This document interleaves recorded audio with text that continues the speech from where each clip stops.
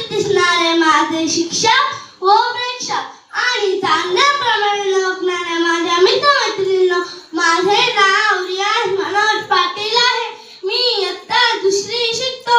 आज मी तुम्हाला 15 ऑगस्ट विषयी माहिती सांगणार आहे.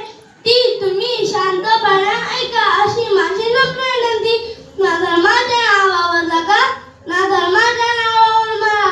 माणुसकी धर्म ह्या देशाचा फक्त देशासाठीच जगा. अशा या भारत देशाला माझा सलाम.